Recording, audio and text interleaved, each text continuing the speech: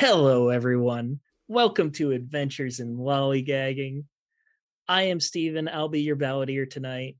And these wonderful people are nice enough to play with me. Seriously, thank you all so much for joining me on this first arc of The Good, the Mad, and the Unholy. It's been a pleasure. You are truly a peerless posse. Say hi, peerless posse. He said Hi, he wasn't Peerless doing Posse. it. He didn't do like a long ride to a terrible joke this time. He just jumped right in and it was fine. That was for you, Jeff. You it wasn't track, a joke. It was. You can track on YouTube when people stop watching the video, and it's weird how last video they just dropped off like 20 seconds in. Yeah, it's like so weird how that 20 seconds in. They saw me, they heard the joke, they noped right out. So last session here in Haunted West, we found that the posse was recovering from their fight in the Bartlett's barn. They were seeking shelter from the rain, watching the house burn. There were efforts to administer first aid to both Shauna and Balaam Crawley, who were still catatonic. Father Purdy discovered that the bottle of laudanum had some unusual qualities. And shortly thereafter, Purdy also fell into a trance-like state where he had a vision of Shauna and Balaam with nooses hanging limply about their necks. A man named Zeke appeared and asked Purdy to pull the lever that will hang one of the two. And without hesitation, Purdy pulled the lever to hang Balaam, but Shauna fell instead. So Shauna, at least he likes you a little bit. Meanwhile, Shauna was having a vision of her own. She was repeatedly falling a great distance to her death over and over. Each time she hit the ground, she began to fall all over again. And then finally, she saw a white rose with 5 thorns falling alongside her. She attempted to reach out and grab it, but she missed and fell to her death again. Sundance and Sula were forcefully attempting to wake Purdy. I think he's still got a bruise or two. When they heard the snapping of bones, turning, they saw that Balaam's neck had been violently broken, but Shauna and Purdy had both come to. After a restless night, the posse packed up to travel back to Perseverance, carrying the bodies of Sula's companions. And the first day of travel passed uneventfully, but on the second day, the belled buzzard was spotted again. Following the bird led the posse to discover the corpse of a man tied to 5 stakes. The stakes were carved bones similar to the totems inside the hornet nests, and Shauna performed a seance, inadvertently reanimating the corpse, but she identified it as Nick Bartlett, Lori's husband. The posse re-killed Nick's corpse and cleared the bone stakes before traveling a bit further and camping the second night. After a few hours travel the next morning, the group reached the safety of Perseverance. And that is where we are picking up now. The group of you are traveling mostly by horseback. Purdy, you're on your wagon. You've caught sight of the town of Perseverance. A little child spotted you, started jumping up and down, waving, then went running back into town. By the time you reached town, a small crowd had gathered. Ignatius Freeman was there in the middle of it. You remember him as the owner and operator of the Broken Spoke Saloon. He's older African man, salt and pepper hair. He lost his arm in the war, so he only has his left arm left. And he's one of the 5 de facto leaders of this town. And he's the first one to greet you. Well, it seems like y'all have 3 bodies there. Must not have been a good trip. I'm afraid it wasn't there, sir. I think we might want to speak with Doc Chestnut here and the Bartlett woman if we can. We've got some grim news. Grim indeed. Well, I was speaking to the Chestnut earlier today. They have your reward money already in hand, so feel free to head over there as you wish whenever you get your horses stabled up. If you feel like stopping by the saloon, telling me the story, I'd appreciate it. I owe you all a drink anyways, I think. I think we can He'll do kind of that. He'll kind of part the crowd for you guys. You're able to go into town. Is there anywhere specific you guys want to start visiting? Sula is going to grab her companions and head straight to the Undertaker, and she'll offer to take the uh, corpse of Nick Bartlett as well, if you wish. Yeah, it'll probably better to have him buried. Well, we shouldn't make any presumptions. We should allow Miss Bartlett to go ahead and make the final decisions on what to do with the man's remains, but at least for keeping for now. Mm. Well, he's not going to be buried right away, so she'll have time. Okay. Understand. With the signature grimace, Sula smiles, walks away. Where would the four of you like to start heading off to? Would you want to go straight to the doctor? Do you want to stop by the saloon? Do you have any housekeeping you guys want to do? I think we want to talk to Lori Bartlett as soon as possible. Yeah, I think that. Baltier, I do have a little bit of housekeeping. I wasn't able to be here last time, but the time before I got into one box in Whooped. Do I get any of that back, or am I still? So I already took care of your character sheet. Oh, great! Thank you. You were much further than what? That's what I thought. That is what I thought. Thank you. Yes, you were into mauled, and the way it works is that healing, you heal your grit, or was it gumption? It's gumption. You heal your gumption every day. So you lost 8 of those boxes. One more day should get you topped off. Perfect. Thank you very much.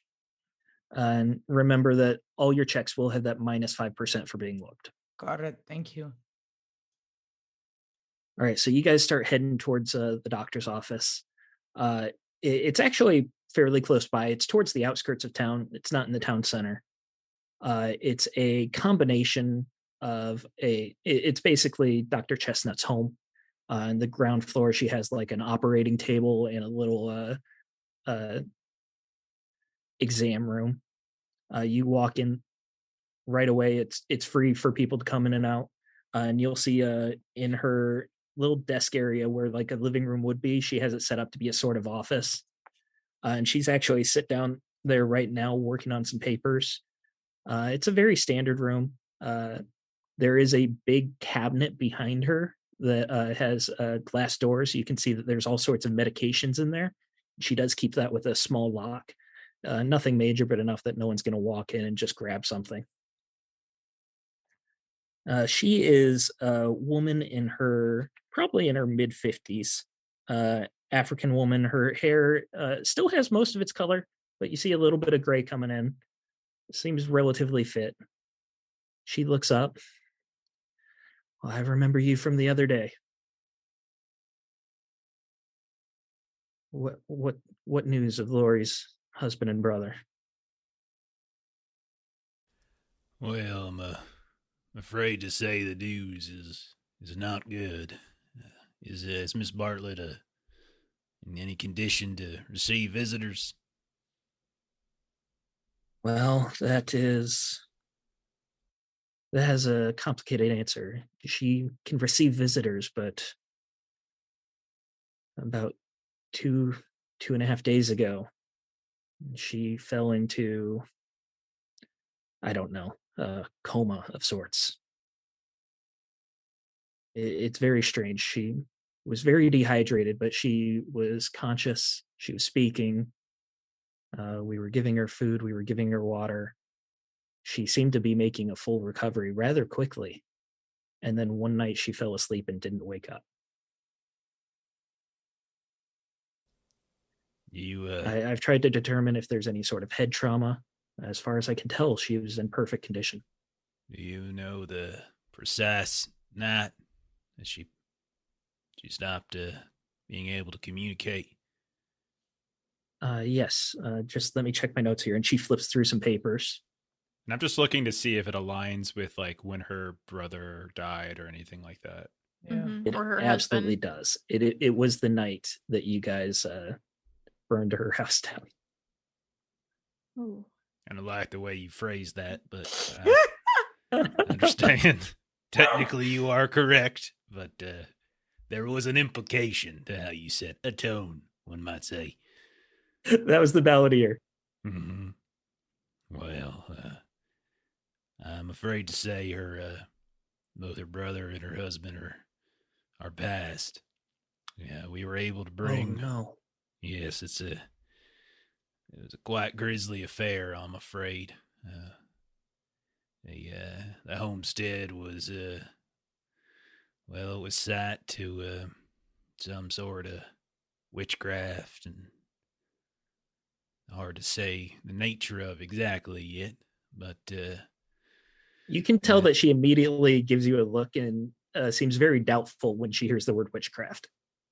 I understand your skepticism, ma'am, but whether you believe or do not believe, what I can tell you is there were signs of rituals and symbols and such that even if you think it's an ordinary world, someone out there was at least going through the motions of something, well, more than ordinary. I don't mean to doubt your integrity, but Paul was a very sick man. I would have been surprised if he lived another month anyways. How would you know it was witchcraft? Did you bring any evidence? Well, we've got Did we? I know we brought bone powder. I have some bone powder. Did we bring any? You have bone meal, yes. Yeah. Did we bring any actual signs of the? Did anyone? You brought Nick's body. That's Okay. about all you recovered, and then the laudanum as well. Okay. Did we have the bones that were in the? They ground them up. I think we ground them up. Oh. Yeah. Well. I will produce the piece of the vial of laudanum. Well, we have the body. We have our testimony for whatever you consider that worth. And we have this strange concoction we found. Again, I mean no offense, but surely there must be a misunderstanding. And she grabs it and she kind of stops mid-sentence as she looks at this vial. This isn't the laudanum I prescribed. What is this? Well, I was hoping you might be able to help us discover and answer that question. Well, this is the bottle in Shield Point. You can see that there's a scratch mark on this label. I mark each bottle as I get it in. Laudanum being an opium derivative, some people want to steal it. So I try to keep careful inventory. This is definitely my bottle, but this is not anything that I prescribed. Someone would have emptied it and refilled with whatever this substance is. You have no sense of what the substance is. I'm sorry, I'm not a chemist in the least. We get our medicine shipped to us monthly. So what you're saying is then that someone at the Bartlett household perhaps is the one who is responsible for switching out the chemicals. I would hesitate to claim anything, not seeing what happened myself. No, but this was a bottle that I gave them. Well, the other thing is that we found Miss Bartlett's husband on our return venture. He had been tortured and staked out in the desert with bone skewers, each with an ancient runic symbol on it. In a manner of speaking, yes. We brought the body with us if you'd like to perform a proper autopsy. Yes, I think that would be best. And she'll get up and she'll start gathering tools. She's not like stopping you guys from talking, but she's just preparing. Don't let it startle you, but he was sewn, silent. His mouth was sewn. There were some horrific stitches everywhere on his body.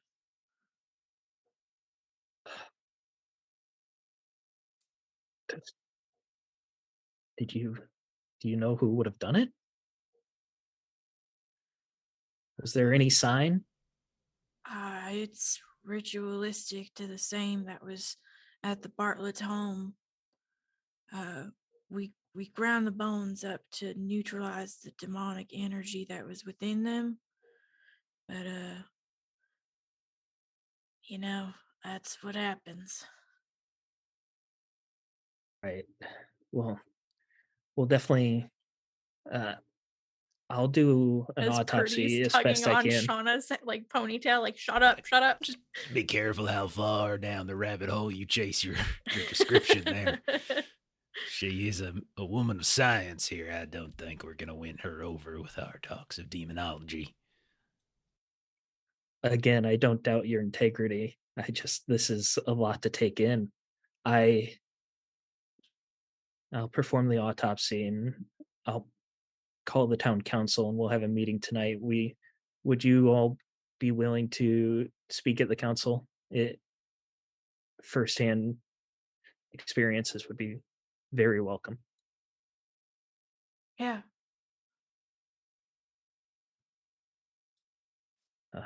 As for Lori Joe's Bartley, looking visibly uncomfortable at that request and does not say anything.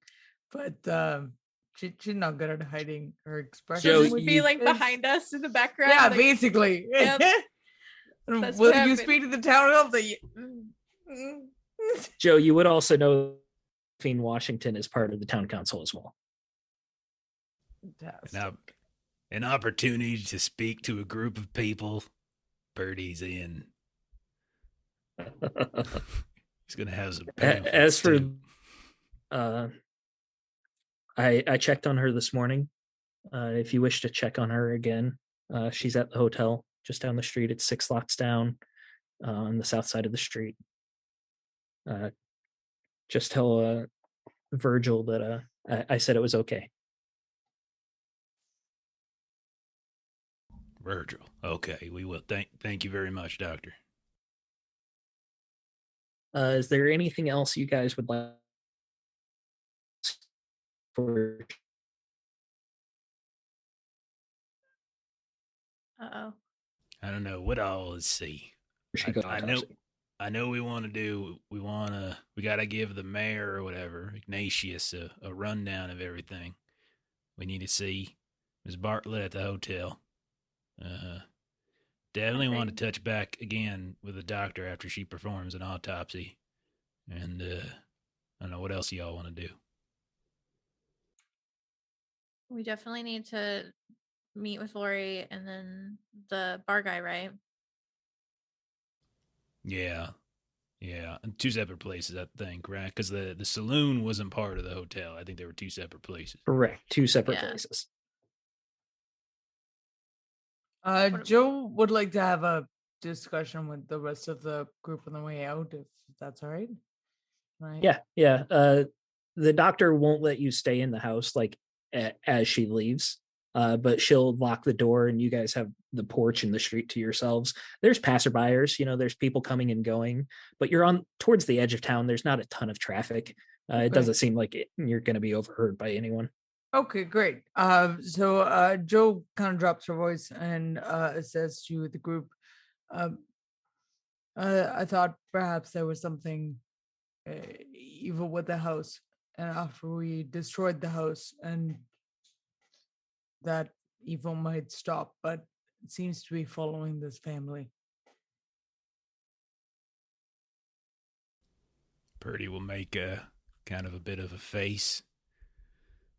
Well, Miss Josephine, I suppose, in a bit of irony, I think there's a confession I should probably unload onto y'all. I suspect I have you might say, a history with the demonic presence that might be befouling these good people. and this area of the world.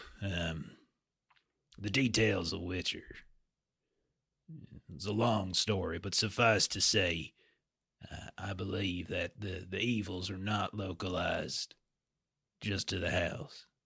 We found the same imagery, the same symbols at the side of Mr. Bartlett's demise, and Shannon and I both experienced a bit of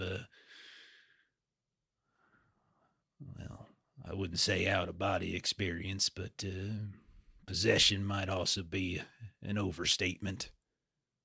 But that presence is nonetheless in the territory, not localized to the homestead. And neither do the family. That makes it significantly worse. My concern, and this is purely a theory, is perhaps someone within the family or known to the family tried to call upon this evil and thus brought it into these territories here. We did find evidence at the homestead of some sort of ritual practice. Whether this was done by someone within the family or by someone outside the family so as to harm them, I do not know.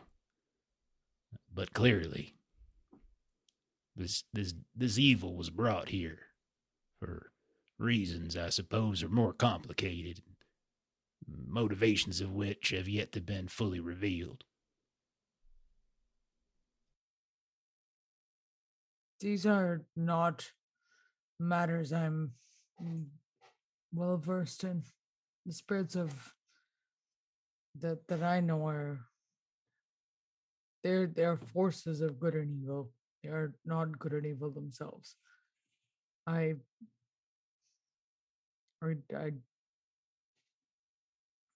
do you have any sense of why this spirit might have been called? Was it to grant power, or was it to enact something in its stead?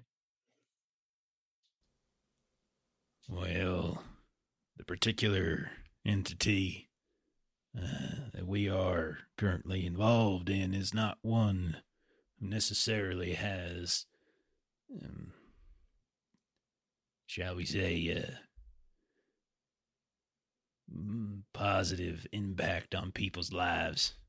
When I first encountered it, it had laid claim to a young woman, a friend of my family's, her body, and myself and my mentor. He and I performed what the Catholicism would call an exorcism. And although we believed we had successfully exorcised the creature from the woman's body, in fact, it had been playing possum on us and had found a way to sneak into the body of my mentor. And before any of us realized, had ripped that poor man asunder, and, well, he, Zeke is what I call him, he left me a message saying he'll be seeing me elsewhere, and all these years I've been looking for him. I find it either providence or something the opposite of which that I've come here to perseverance, and he is here as well. That could just be coincidence, of course, but it might be more. So, all these years since I was a young boy, he has been traveling across the countryside, tearing families and people apart.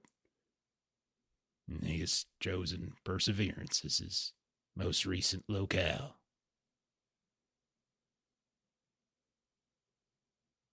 Joe was silent and looks like she's kind of just taking all this in. Sundance. Yes. Give me a straight D100. Straight D100. Good dice. Don't run away. Don't run away. Let's see what we got here Hey, today. other doc. Let's see what we're starting. Thanks for rating, guys. All right, that's with that, and this is a 63. 63. Okay. Nothing happens right now, but thank you. Okay. That was I'm not Nothing to worry about. nervous. Nothing to worry about. Okay. Okay. All right. All right. So the four of you are just off the side of the street here. You still have your horses and your wagons with you. You're just kind of milling about in front of the doctor's office. What are you guys doing? I suppose we should visit the livery and find a place to rest our animals and proceed to, I suppose, meet with the mayor and visit Miss Bartlett in whatever order the rest of you think is sufficient.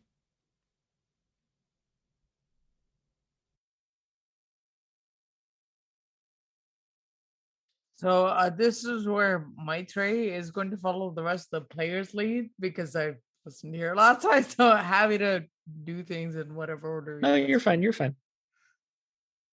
So you guys visit the livery. You park the wagon.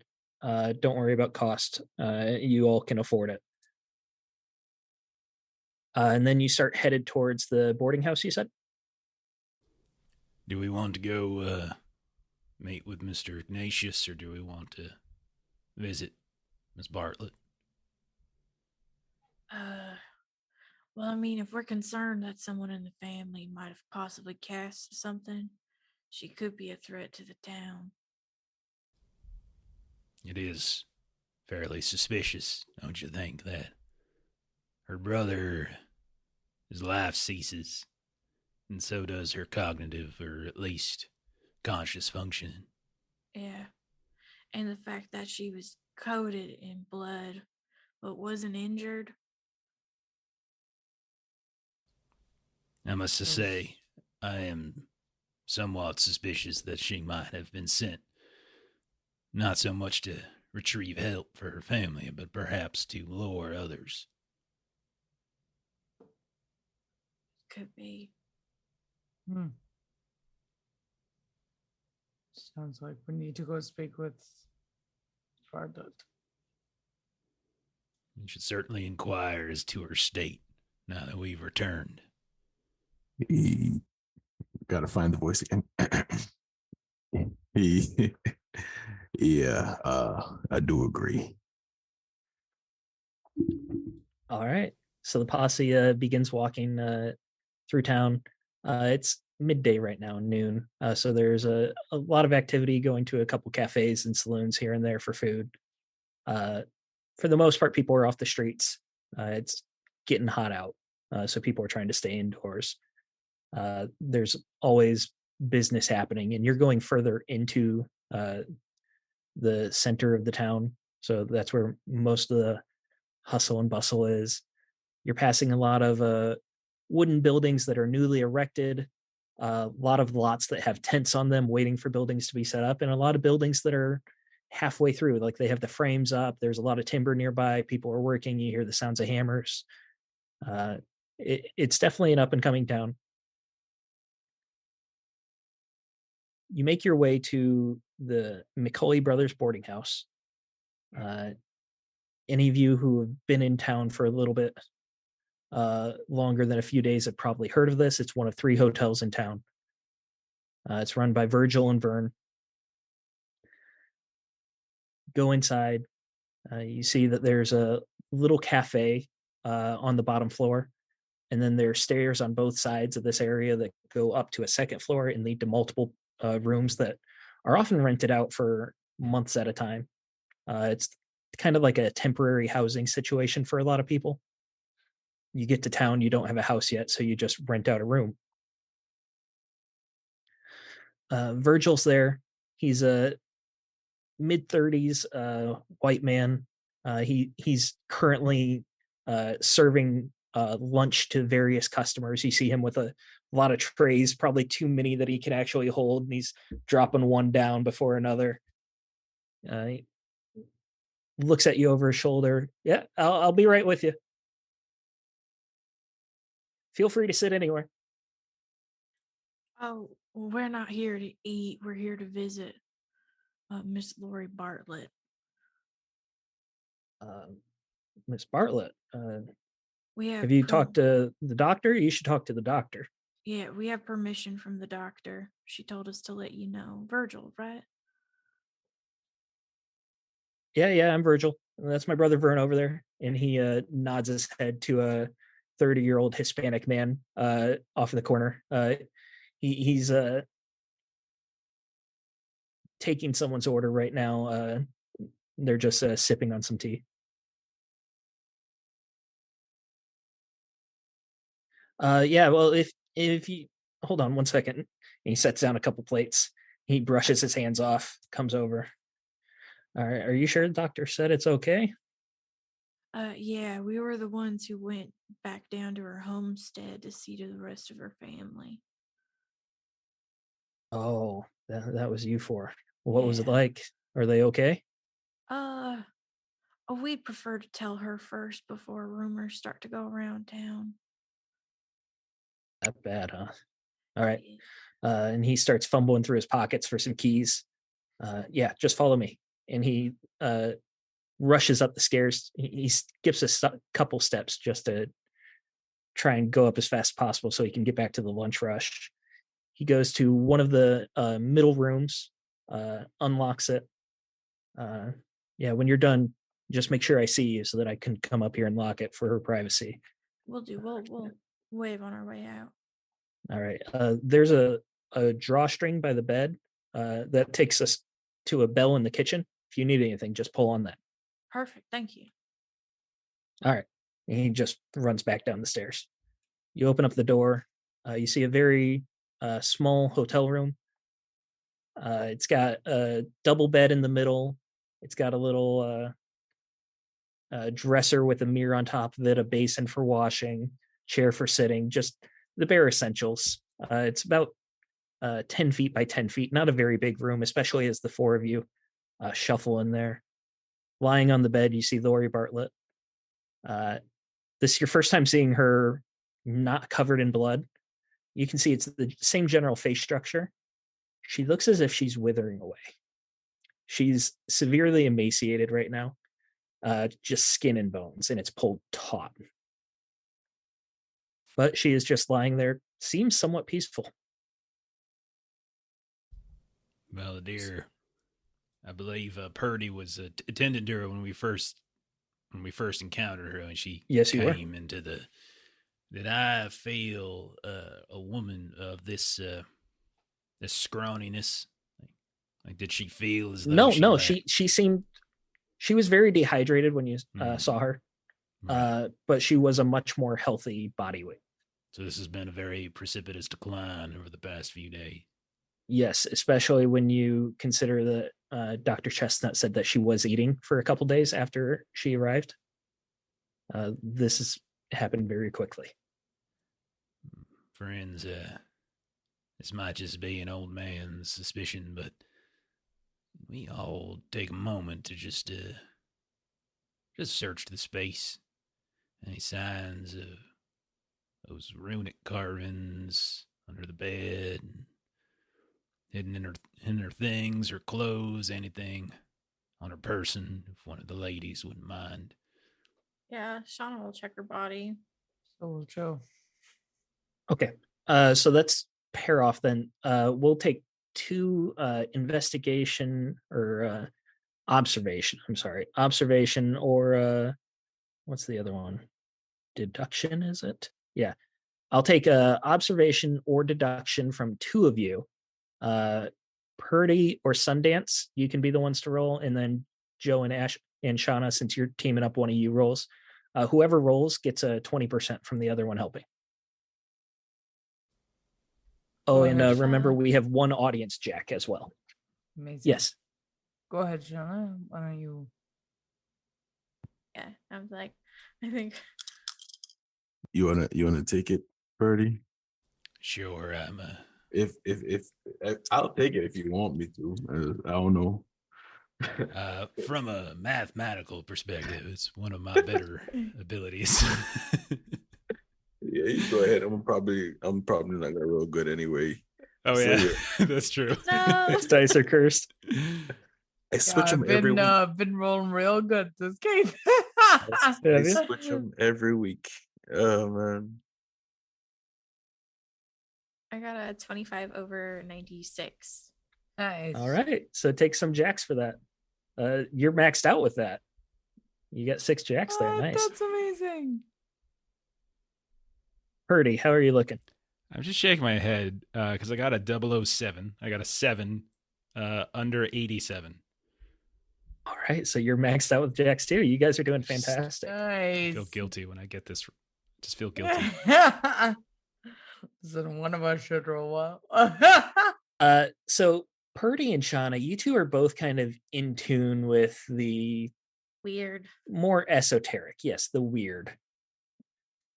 So you're guided by Joe and Sundance, who are looking at the more logical. And between the 4 of you, you're able to do a very thorough sweep of this room. Purdy, you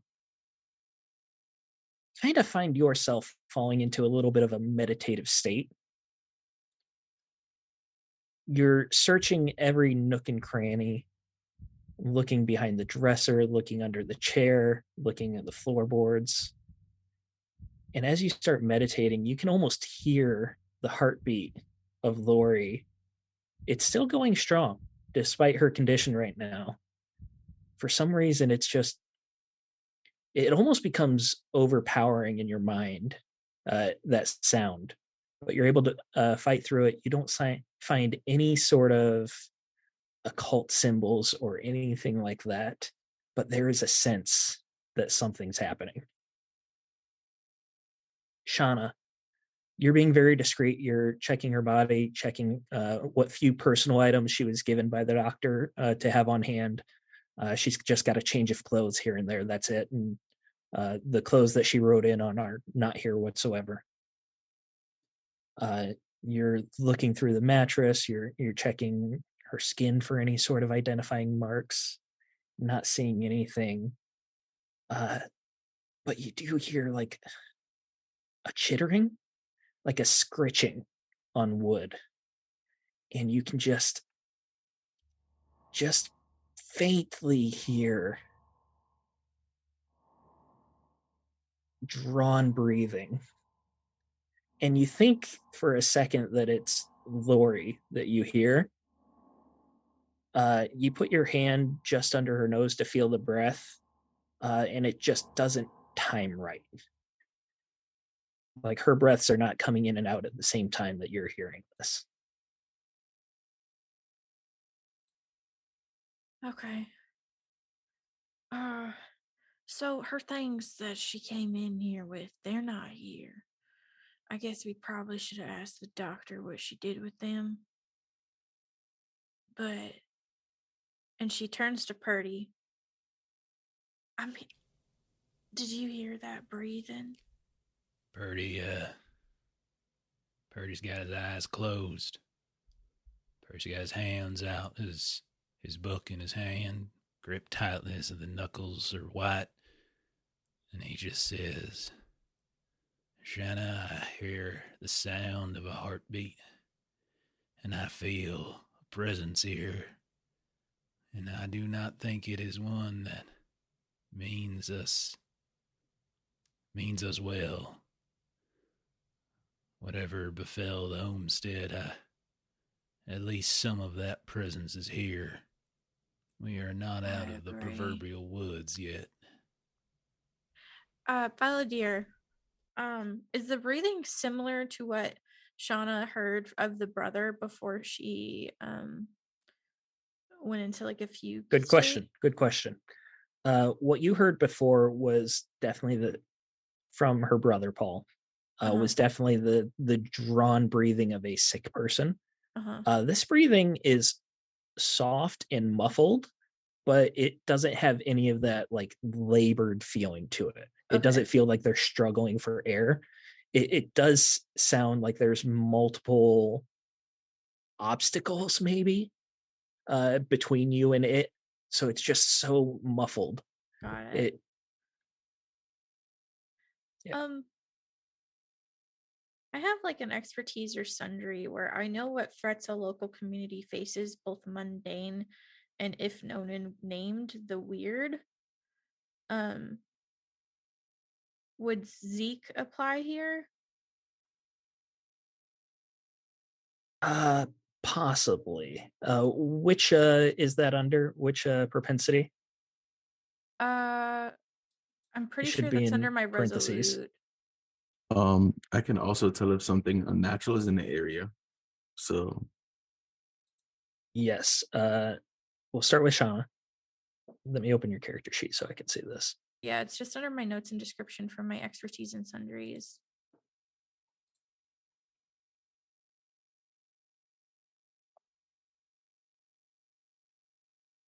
All right. What threats a local community faces? We've talked a lot about how Perseverance is in a kind of like a unclaimed territory. There's a lot of pressures from all sides, and Perseverance is trying to survive in the middle of that. So there's a lot of mundane threats that you already know about. Raiders from the east, Yeah. tense relations at the border to the south. All of this is within a couple days' drive. Mm-hmm. Not to mention more practical things like food, financing, things like that. Outside capitalist forces that, when someone starts making money here, people want a piece of it. Mm-hmm. There was a silver mine nearby that dried out recently, and that's causing a lot of pressure as well. It causes a lot of people to leave the area. As for weird, you're definitely going to know that. Trying to think of the best way to phrase this. You know that symbol with the 5 points has been found in multiple places. Mm-hmm. You haven't necessarily found it in town, but you know that that's definitely connected to this town somehow. This is the local hub for the area.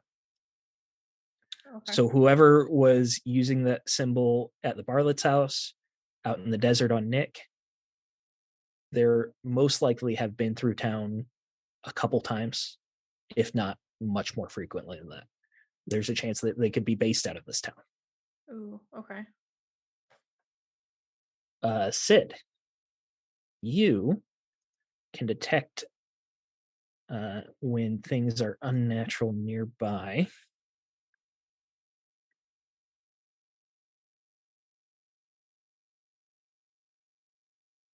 Her heartbeat that Purdy was you saw that he was kind of nodding to it for a second, like just kind of keeping rhythm with it. And then Shauna is listening for that hearing. You start picking up on both of them, paying attention to those different sounds, the breathing, the heartbeat, and you're realizing that those are perfectly timed. There's some sort of esoteric connection between someone in the nearby vicinity and that heartbeat that's keeping her going or tearing her down. So yes, you can absolutely tell there is something unnatural and it has to be close.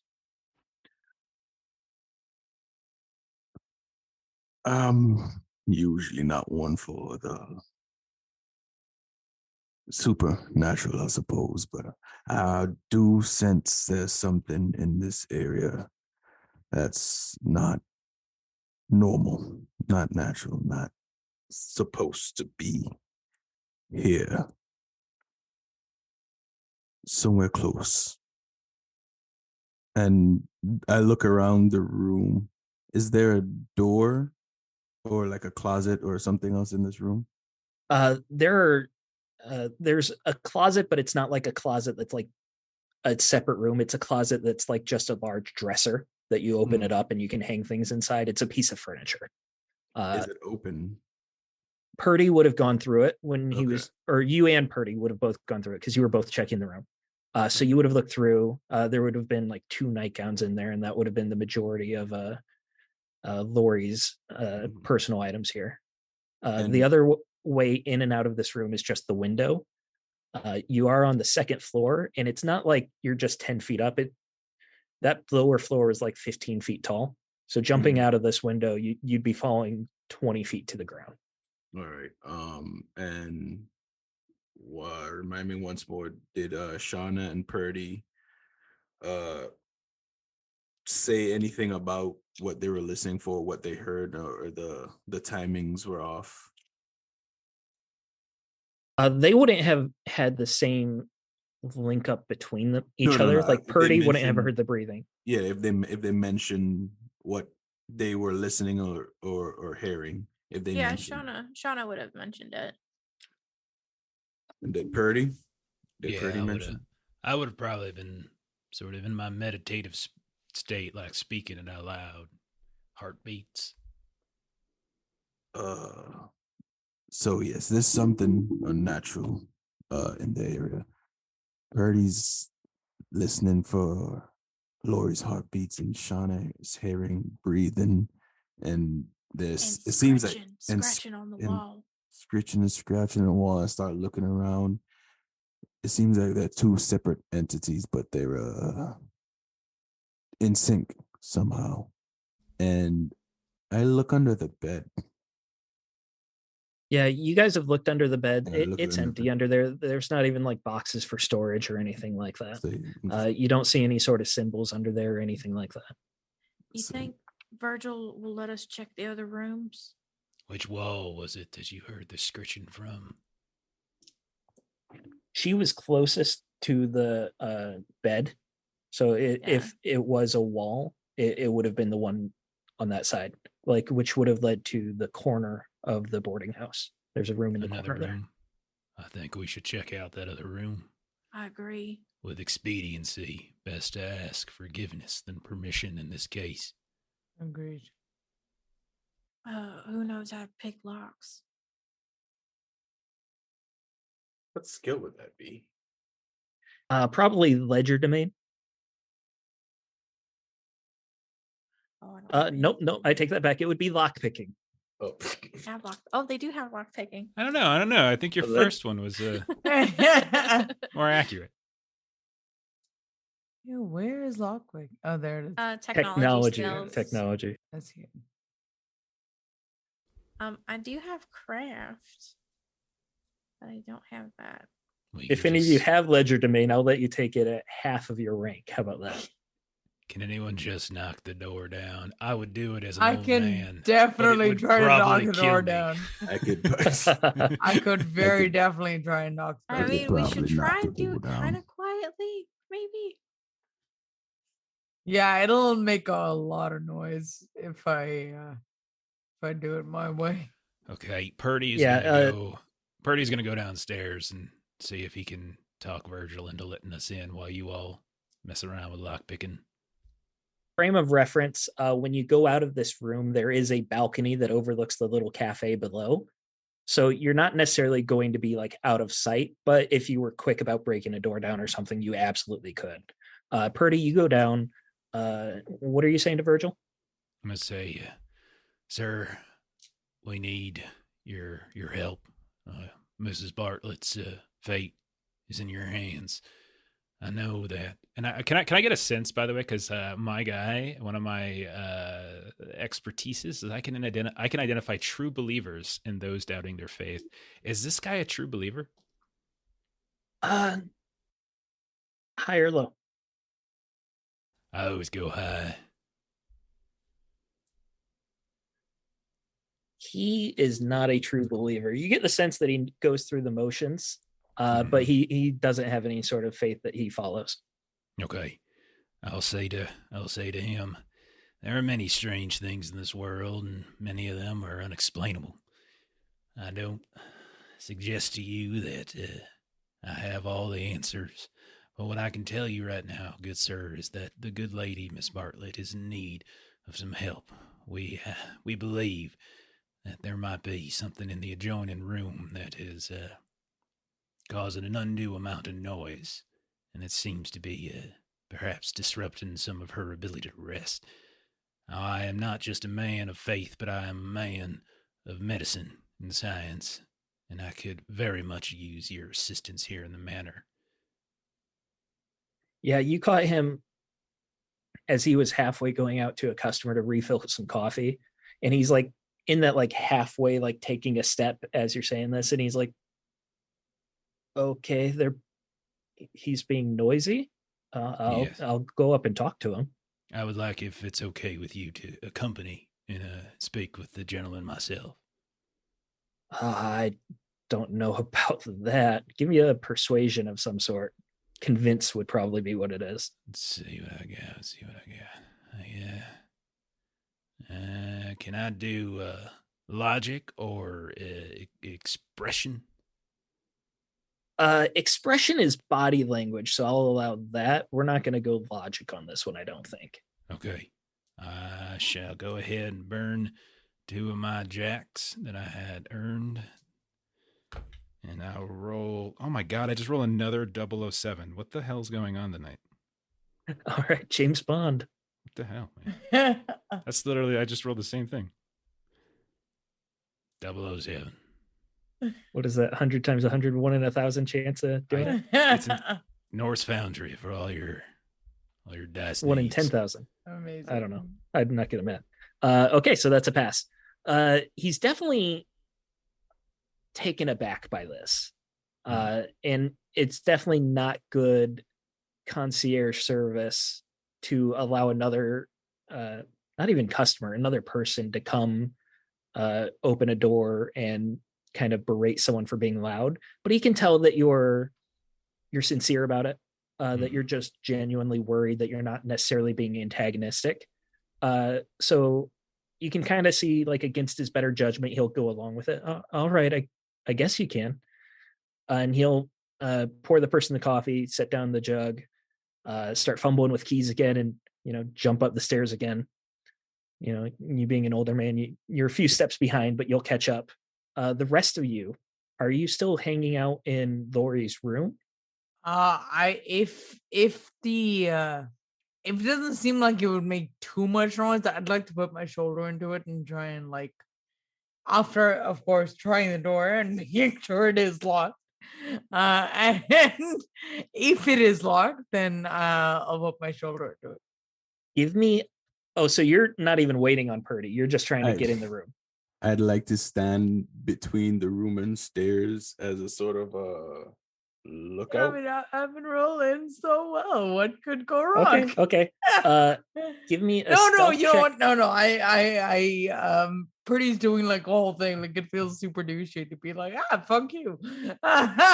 So I am gonna try at quietly to, like, put my shoulder into it. But if it feels like it needs more effort than what I'm able to do more or less quietly, then I'm not going to. Give me a stealth check for them. Okay.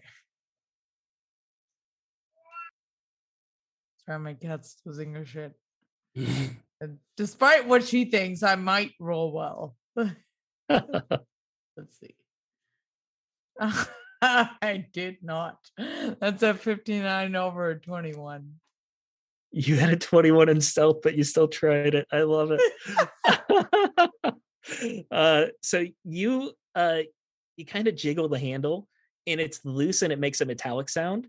And just as you were like shuffling, like just leaning into it, the door gives just a groan. Okay, I'm gonna stop Mccully.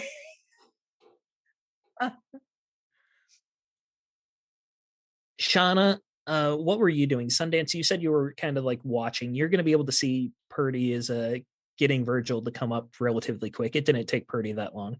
Shauna, what are you doing? Shauna's going to be standing in the doorway so she can kind of see what everybody else is doing, but also keep an eye on Lori. Okay. So Virgil's gonna kind of like shuffle past Sundance, like, excuse me, sir. And he's gonna see Joe right at the door, like, could we have some space? I just, it's a customer and this is a business. He's not trying to be a jerk, but he is like, he's a little annoyed that like this is rush hour for him and he's got to deal with us. Give him one space. Yeah. So you step back a little bit and they're adjoining rooms. So like you just standing next to Shauna, you're really not that far away. Purdy, you're going to be right behind Virgil. Sundance, you're not going to be that far, just the corner of the stairs there. He's going to be fumbling with the keys for a second. He gets it. He knocks twice and opens it. Purdy and Sundance, you are the two who are first going to see this. It's basically a mirror image hotel room of the other one. However, the bed has been yanked away from the wall. And it's just kind of like it's propped up on its side against the far wall. There is a window that is open, and you see a man with one leg out of it right now. He is dressed mostly normally. He's got a white shirt, pants on, overalls. He's wearing thick gloves, no coat. But what really catches your eye is that he's wearing a blue hood, and sewn into this hood in front of his face is a deer skull. The deer skull is painted blue, and you can clearly see, because he's looking right at you right now, that there is the Celtic symbol in the middle of the skull with those 5 points, and the deer antlers are stained blood red. And you say he's 1 foot out of the door, right? He's halfway out the window right now. You guys can both get one action, and then we are going into a chase scene as he throws himself out the window. Okay. What you gonna do, Purdy? We can do one action? Okay. One action. If that's the case. Gonna do Purdy. Purdy ain't gonna chase the man, but he's gonna turn to Sundance. And he's going to say, I know not whether you are a righteous man, but you should trust that I am, and that there thing crawling out the window is evil incarnate. Do whatever you can to tackle that man. Do not let him escape, or the very fate of perseverance is up in the air. Go now with fervor that you have felt not before. And I'm attempting essentially to the inspiring speech. Yeah, yep. That's what I'm going to do. I'm going to do it all the time. I told you. That's great. So it's another expression roll. I am going to burn some more jacks. I'll burn 3 jacks. And it's a 72 under 94. So that is a success with... I get 2 jacks back, if I understand that correctly. And then what this means, Sundance, is that you get plus 10% on whatever you do. And hang on a second, just make that check. On whatever skill call, your next skill call, you get 10%. So it's 5%. Roll expression says target gains 5%. Extra jacks can be spent to add extra targets and or increase the burn spell. No, I'm sorry. You get 15% because I succeeded, and then I got 2 jacks. I'll spend those 2 jacks to immediately give you plus 15%. And then I would like to also spend a grit. We don't do this very often, to give an extra plus 20% to Sundance's skill call. So he's up to plus 35%. Sid, 35. You're going to pass this freaking roll, whatever you do. Yes. He's going to roll a straight 90. It's going to be an automatic failure. I got 30%, right? You have plus 35% just from me. Okay, so 35%. So and what are you doing, Sid? As soon as Purdy turned around and gave that speech, I was already moving forward, drawing my pistol. I'm gonna shoot this fool. All right, let's do it. I kind of want to wing him though. I don't want to. So And Okay, then so also, there are rules for called shots, and I believe that it just changes the difficulty. Let me double check this real quick. It's a modifier, so you want to wing him. You don't want to kill him. That's I don't called want to kill him. I just grueling. want to very much hurt That him. would be grueling, and it's minus 20%. So that would give That's- you a net 15 boost.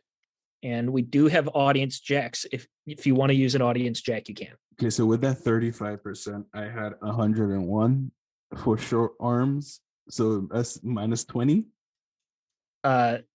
Yeah, it would be minus 20. So that would put you to 81. And if you want to use the audience jack, it would put you back up to 91. I'd like to use the audience jack because I need him to be shot. All right. There we go. Then 91.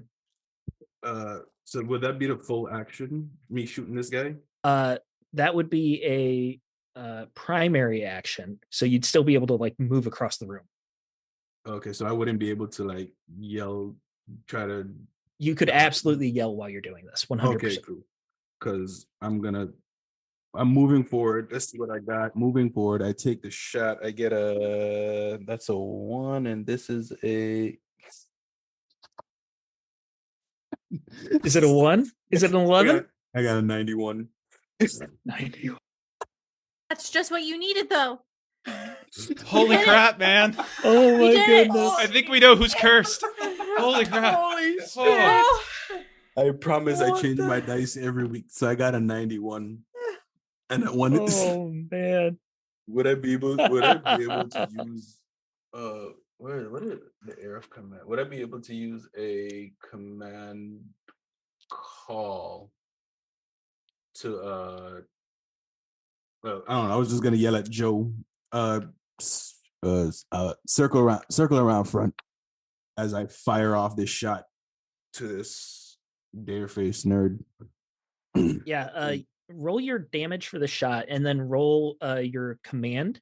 That's going to be a narrative success. Joe knows you, she listens to you, but it's going to tell her how sincere or how important the situation is. Oh shit, I gotta find the thingy for the short arm. I only have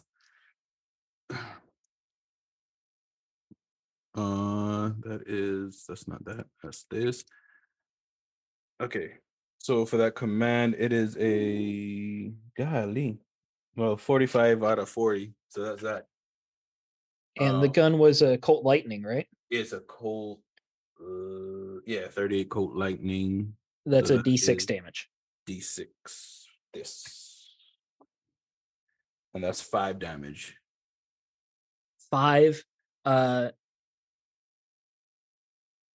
So you're just trying to wing him. So I'm gonna put that as lucidity damage rather than vitality damage. So it's not gonna threaten to kill him by any means. But if he takes a little bit more lucidity damage, it'll knock him out. How's that sound? Yeah, that's fine. Okay. And I just run over to him if he hasn't fallen out of the window. So that's the thing. You're going to run over to him. He was already halfway out the window. Your shot's just going to blast him again. He's going to fall the 20 feet. He wouldn't be able to land the way he would have wanted to because he just got shot and he wasn't as graceful. So I'm going to roll a call for him right now. We'll see how he lands. What do we roll to see All how right. we land if we jump out of the window? I'm going to go. I'm willing to negotiate, but I'm rolling dodge for him. I'd be willing to take like an acrobatics for you. Okay. Theology? Sundance. Yeah, On a I'm wing gonna and a pass on prayer? that one. That's good. Sundance, you're running forward. You used your action to shoot, so you won't necessarily be able to grab him to stop him from getting out the window. But your head's going to be out the window. You're going to see him land hard. He lands on one leg, and you see it kind of twist. And he goes to the ground. He rolls around a little bit, and he gets up, and he starts staggering away. It looks like he's getting momentum, but you definitely slowed him down quite a bit. We are going to go into a chase scene here. We're not going to roll initiative. We're just going to take turns here. each person's going to get a chance to do an action. And the way chase scene works is that he's going to be taking an action and he's going to try and accumulate a certain amount of jacks before you guys accumulate the certain amount. The number of jacks that we're going for here is 6. So this isn't like bank jacks that you have floated down the river. These are jacks that you're going to specifically put towards the chase. And once you guys personally get 6 jacks, you're going to be caught up to him. If he gets 6 jacks, he's going to get away. I'm actually going to make it harder on him because of how he landed. He's going to need 8 jacks to get away. Okay. All right. Let's get some fun music here. What do you say we're willing to jump out the window? Because I'm probably gonna Acrobatics or dodge. And this is going to be popcorn initiative here. So the 4 of you can go in any order you want. And acrobatics. Can So I go does first? he go- Sundance. Does he go between us, by the way? He is going to go after the 4 of you. It's not going to be like he's taking an action against you, though. He's just trying to accumulate his own jacks. Can I use athletics to like run out the front around the Athletics would be like, perfect to try and get down the stairs quickly enough and get to the front. perfect. Absolutely. Also, I have a one of my expertise is skilled soldier, which I gain an extra jack on successful athletics calls. Oh, there you go. There you go. That's perfect for this. Sweet. Amazing. Oh, fuck. 45 under 55. Well, you got 2 jacks there. You got 2 jacks still, Yes. so you're already a third of the way Shoot. there. All right, so Okay. Joe, she kind of like slides down the banister, hits the ground at full speed, and she's out the door. Joe, you can see he's gotten like half a block ahead of you right now, but you can see he's trailing blood on the dirt, and he's shuffling. He's doing his best, but it looks like you're catching up to him. Am I able to take a shot or no? Or that was So fine? the way that works is if you guys want to take like a conflict action, a full round action, it costs you 3 jacks to do so.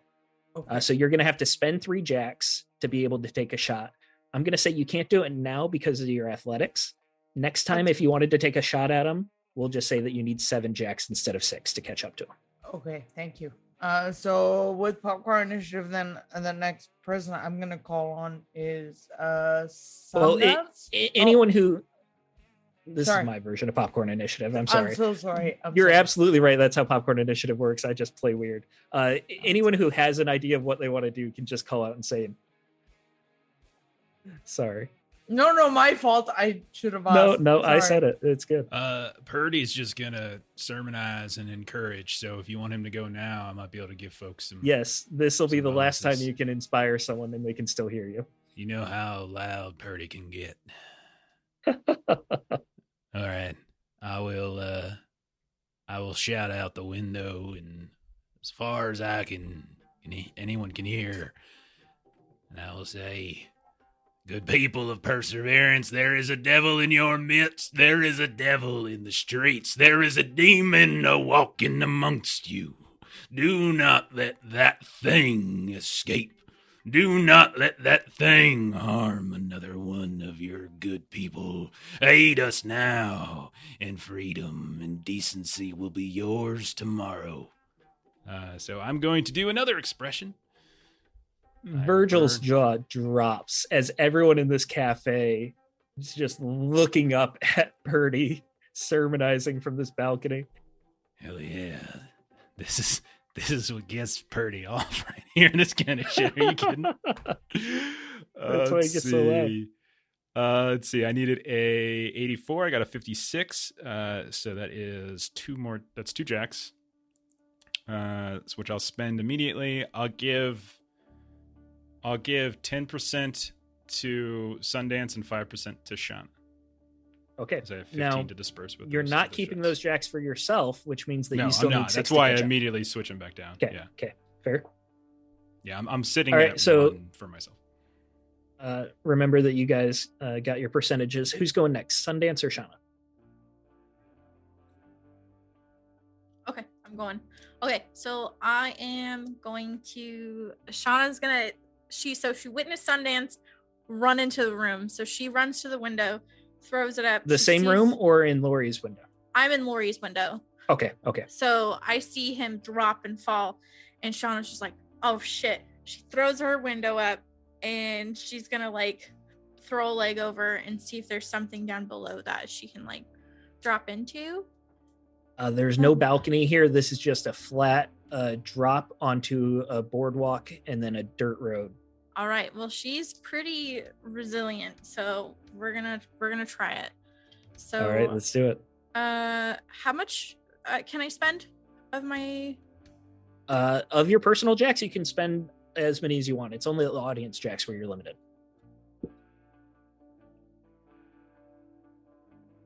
Okay, I'm gonna spend 5 because I'm really scared. No, you have Which one are you 5. doing? Acrobatics or dodge? Dodge. You have an extra 5% from Purdy. Okay, perfect. Okay, so that puts me at 87 that I'm going for. Yeah. And I got a 55 55. over All right. 87. So those 3 jacks you can put towards the chase, I or will. you can bank them, float them down the river. But putting them towards the chase means you only need 3 more to catch up with them. You land much more gracefully. You throw the window open. You kind of like lower your body weight, and then you drop. It's still a hard drop. I'm gonna see if you take any damage whatsoever here. Did she crit with that 55? Oh, that is a crit. You're I right. did. I rolled a 2 anyways, which would have been countered by your gumption, or yeah. So it wouldn't have Yeah. mattered. You wouldn't have taken damage. But because you crit, I shouldn't have done that anyways. Good call, Purdy. Okay.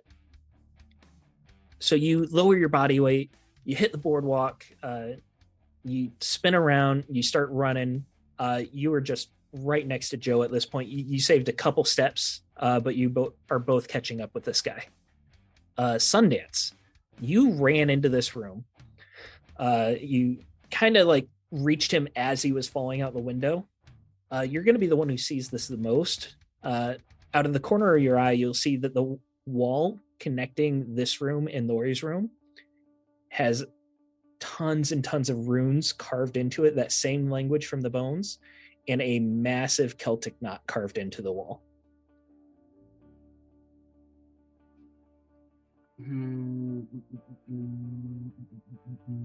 What to do? Dismantle this or just shoot this guy in the leg? I'd like to just shoot this guy in the leg and just get it over with. All right, so that's going to cost you 3 jacks to take the action. Oh, he which did means say if that. you He did tried say to that. catch up with him, you would need 9 jacks. No, I'll just hop out the window then. Okay. Actually, how far away is he? I'm sorry. It's loosey goosey. We're not going very mechanical. So he's like half a block away. He still has not taken his action, so he still needs his 8 jacks to get away. But right now, Joe and Shauna are right behind him. And how many jacks do we have? It's by person. So by you person. have no jacks right now. Oh, okay. I get you. Yeah, I'm just gonna shoot this guy in the leg or something. Okay. I'm just gonna shoot him. Yeah. So with a pistol, there will I be. was about to say, can I use my rifle instead? Yes, you can. Yes, you can. I was just about to, and I That have- would be an optimal range, so you're good. And I have 10% from Purdy, right? Yes. Yeah, you do. Cool. Let's see what we got. Shake a leg, baby. Shake a leg. I get so nervous every time you roll. What Confidence. was it? I got an 8. 8. Out of Oh, there you go. Yes, that's Out of awesome. 75. The luck has What turned. the hell? That's All right. Hell yeah. awesome. You got max jacks now. Roll your damage. Were you trying to wing him again? It's going to be minus Minus 20% 20. for that Yeah. grueling if you were trying to wing him. Yeah, I'm just But trying to hit you him. pass anyways. Yeah, hit him in the leg. I'm just trying to slow him down for Sean and Joe. What's it? 100%. Find another D6. Just so you guys know, I have a lot of dice. He's been cycling through. He's got I the switch 'em out bargain every- bin right there. I switch them out every week, and And that is 7. 7. All right. We're saying that this is non-lethal. Yeah, just clip the leg, just graze him. He just and falls down. You nailed the shot. The bullet gets right in that meaty part of his thigh, and he just collapses to the ground. That's going to be enough to actually put him unconscious here. He's not dying by any means. And we're going to say unconscious, not necessarily unconscious, incapacitated. He's not going to be able to take any actions. He can still talk. He's still aware. He's just in a lot of pain. He can't run anymore. Joe and Shauna, you're going to be able to catch up right away. You hear the shot ringing out from over your shoulder. Just nice limping away. He's running. He's looking back, trying to get away. You hear the shot. He falls. The camera pans up to the window, and there's Sundance just sitting in the windowsill. Hell yes. Robert Got Redford cinematography Sundance. And this Love it. just tips the hat to Joe. Absolutely love it. Fantastic. I'm so glad your luck turned. I'm also hoping it doesn't stay that way. Anyways. It probably won't. All right. Shauna and Joe, you're going to be able to catch up with him. Bit of a crowd forming. There have been 2 gunshots here. A guy just jumped out of a building, and he's now on the ground groaning in pain. He's dressed very strangely. He still has this antler hood on. What are you 2 doing? Taking the hood off. Careful what you touch. But Shauna's going to turn to the crowd. I need y'all to back up. This is the possible murderer of the Bartlett family. Watch out. Step back. And she's going to reach behind him and grab him by his arms and just kind of force him behind his back as she lifts him up. He's going to try and resist, but he's in no condition right now. Between the shot from the pistol and then the shot from the rifle, he just doesn't have any leverage to twist away from you. But yeah. And then Shauna's going to start marching him down to wherever we have like the local prison. There is no actual jail in this town. There is no sheriff. There is no law enforcement. It's kind of like the honor system. Ignatius has a room in his house that if someone gets a little too rambunctious, they sleep it off there. Okay, so she's going to start taking him there. Okay. Joe, is there anything you're trying to do while Shauna picks him up and starts marching? I want to try and take off the hood, see if it's anyone we recognize. Yeah, you grab an antler, you rip off the hood. Caucasian white man, scraggly beard, not like he purposefully grows a beard, but it's been a long time since he shaved. Nondescript face to you, nothing you've seen before. Okay. He starts talking. Do you know who you're messing with? I got contacts. They're gonna come for me. Oh, this whole town's gonna burn. Really? Who we messing with, you dumb son of a bitch? Oh, you're gonna regret taking that tone with me. Doubt it. Keep walking. He's limping along. Purdy, what are you doing up there on the balcony as this whole cafe is staring at you and then another shot rings out from behind you? I will. Did he see the symbology on the wall and everything? If you turn, and you were close enough to the room that you could have seen it. Yeah. Yeah. I will turn to Virgil, and with a scary fieriness in my face, I will say, you will destroy that imagery right there, and you will keep a very close eye on the Bartlett woman until I return, or you will have God and myself to deal with. Do you understand me? And I will make a big show of it, Give me an intimidation, but it's a narrative success. Like there's so much going on. He's definitely intimidated. Intimidation. For physique. intimidation. Okay. So I would argue that it is not my physique that is intimidating, but my voice. There's also a I'm guy giving with you a gun. success already. It's a narrative success. So I know, but I'm just saying, if we're talking logically speaking, I'm not threatening to punch him in the face. I'm threatening him with all right, the how about might of expression? God. You want expression? Would that make you feel Of better? course I want expression. 64. Does So it for- help that? The Does van it is help? made out Yeah. of toothpicks. Yeah, Sundance, there's a you were large saying? guy. Yeah, does it help that there's a large guy with a gun? Toothpicks and righteousness. Absolutely behind of helps. him. Absolutely helps. I rolled a 14, so it would be a success if it's expression. It would be a fail if it's intimidation. Yeah, Virgil doesn't know what's happening. This happened so fast. The door opens. He sees this weird guy with a mask on. Sundance grabbed his pistol, lightning fast, shot him in the torso, jumped after him. The guy fell out a window. Sundance switched to a rifle and just blasted, and then turns around as Purdy's been yelling all this sermonizing at him. He doesn't know what to do. He just puts his hands up like, I'm sorry.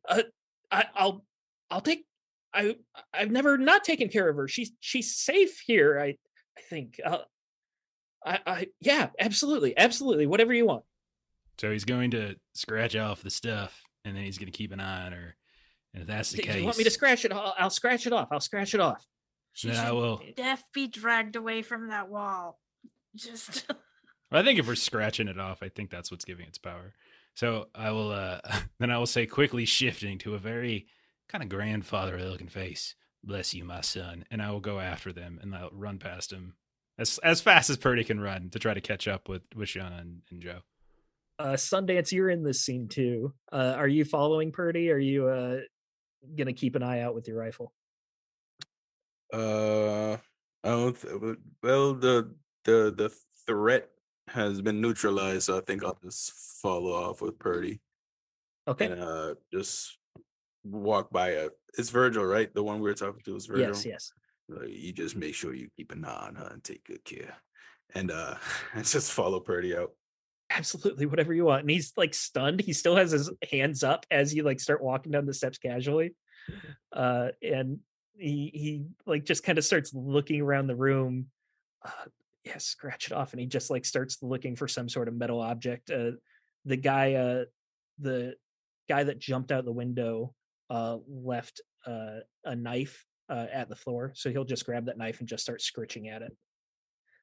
The two of you will be able to easily catch up with Shauna and Joe. They're taking the guy to Ignatius's house, but he's moving so slow from that leg that it won't take you long for them to catch up. So while we're walking up, Joe's gonna ask, why were you going off the Bartletts? Why were you going off Lori? Who are you? And You don't even know. Balladeer, I'm gonna take my thumb and jam it into one of the bullet holes, and I'm gonna try and use intimidation on this, if I might. These are the good guys, people. These Sure are the am. good guys. Sure am. Yep, intimidation. Let's do it.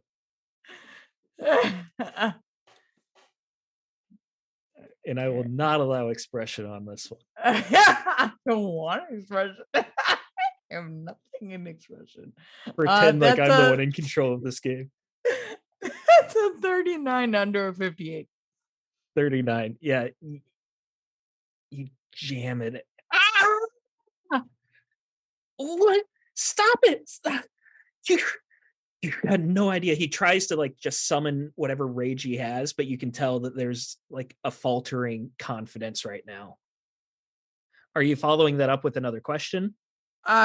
Just saying, sort of full of quiet menace. You are outnumbered and outmatched. I would start talking.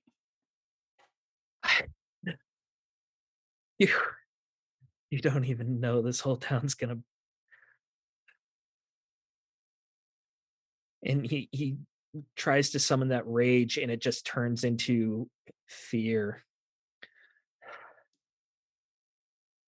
and then he just starts softly sobbing.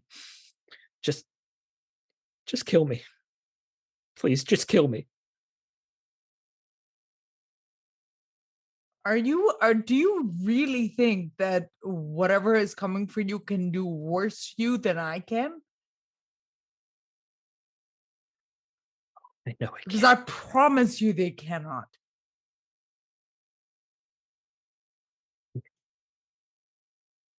You got no idea. Just, I'm better off dead. Please. Just Who kill me. sent you? At this point, he'll try to stop walking. And we'll be able to say that Purdy and Sundance have caught up at this point. So it's the four of you talking to this guy now. There's still a crowd in the streets. You're kind of got a little bit of notoriety because you were part of the posse that just went and came back. So people kind of recognize you. They don't necessarily know you by name, but they do know to like give you a little bit of distance. Plus, this guy was wearing a deer antler mask, so they're not really keen on asking a lot of questions right now. So you feel like you've got a minute or two before like the crowd really starts like intervening here. Is he familiar to Purdy at all? Not whatsoever to any of you four.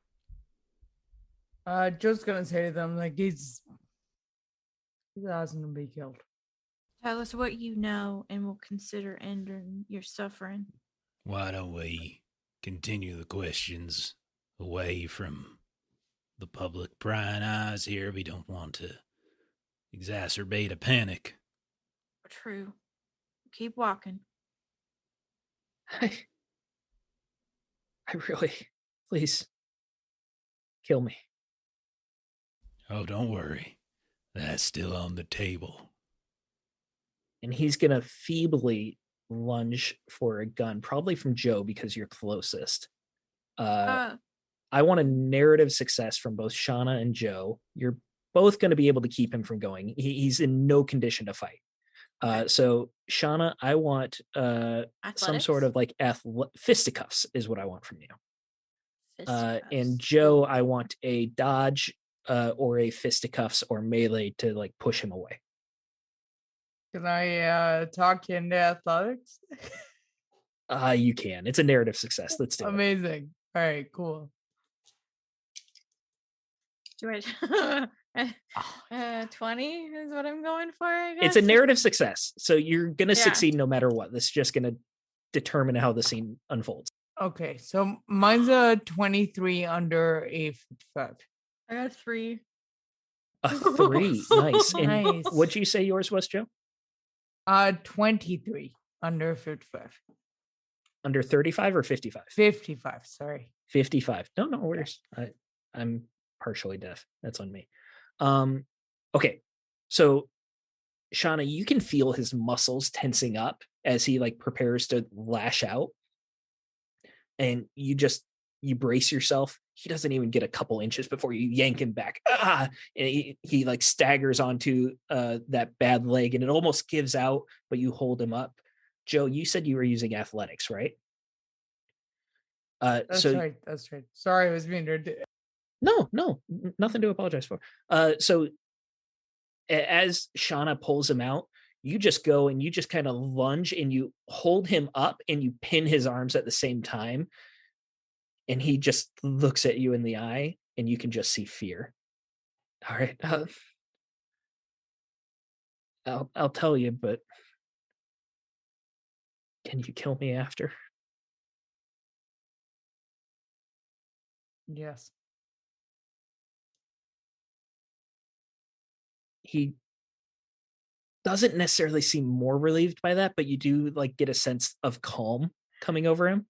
Like he's going to stop resisting at this point. Are you guys going to keep marching him to Ignatius's house? Yeah, I think we want a more private conversation. Mm-hmm. You would know that that's a very common place for Ignatius to like take people who get over the top. However, Ignatius would be at work right now. So one of you might want to split off to go fetch him. Otherwise, you're just going to show up and find Ignatius's wife. Okay. I'll go fetch Ignatius. All right. So we'll switch to Sundance. You start like jogging ahead. This guy is going super slow. So it's going to take them a little bit to get to the house. You're going to be able to get to the Broken Spoke Saloon. You go in. Red Gertie Pickens is still on the piano playing. You hear his signature spit in the spittoon ring, and everyone cheers. You see Ignatius. He's got a cup in a special harness, and he's using his one good hand to clean it out. He looks up. Sundance, what can I do you for? And before you answer, you hear the scratch of a chair pulling out and a man standing up and yelling, Trail Dust Nelson. Oh, have I got a bone to pick with you? Why does everyone mistake me for that scoundrel? You thought you could leave my sister like that. You promised to marry her. And after what you said about my mama, oh, I'm calling you out. Well, I'm pretty sure that your mama, and your sister are pretty fine women indeed, but I apologize. I am not this Trail Dust Nelson. My name is Sundance. So Sundance, that's what you're going by now. Sundance Nelson, that's the best you got. No, my name is Obsidian Max. Folk around here call me Sundance, and that's my name. That's who I am. I'm not Trail Dust Nelson. I'm sorry to disappoint you. It seems like you need to have words with that fella. I want a personality skill from you. Bluff, convince, deception, expression, whichever one you feel you're doing right now. Convince, I guess.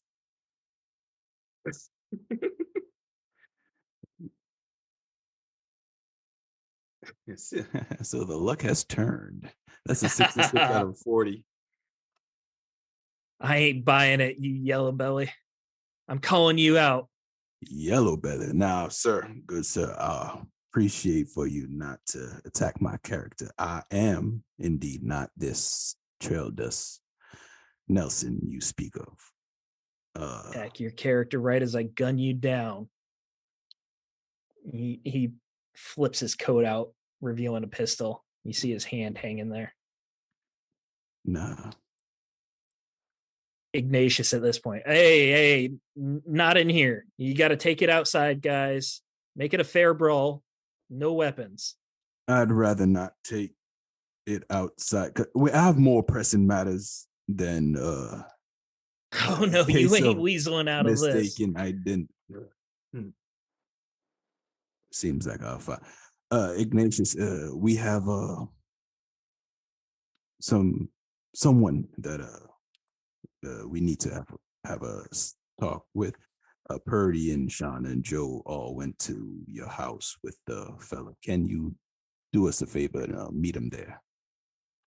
While I Ignatius is, again, lots of bewildered looks in the last few minutes. He's looking at the guy. He looks at you, and he trusts you at this point. Like, you guys have, done him a favor. You've proven your trust, but he's still a little confused that this guy's calling you Trail Dust Nelson. Believe me. Yeah.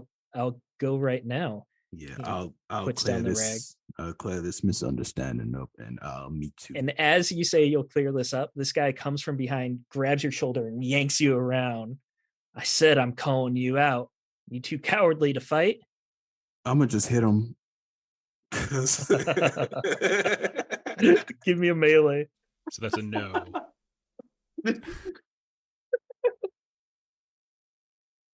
I'm gonna just hit him. I'm sorry.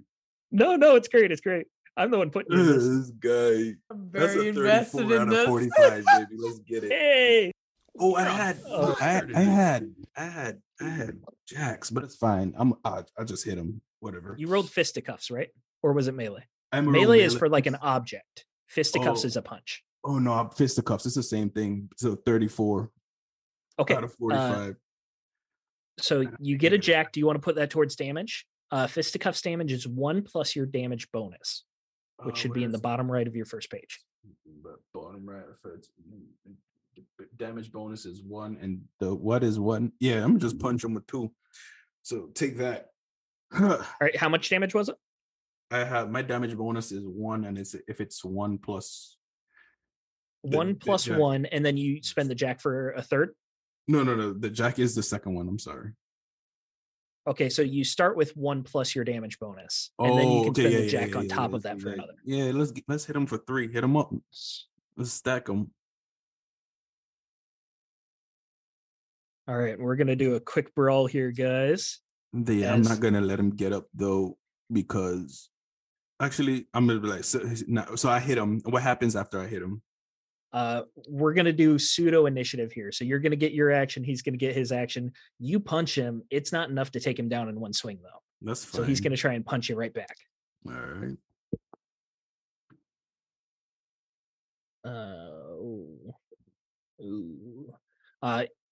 How are you dodging or blocking this punch?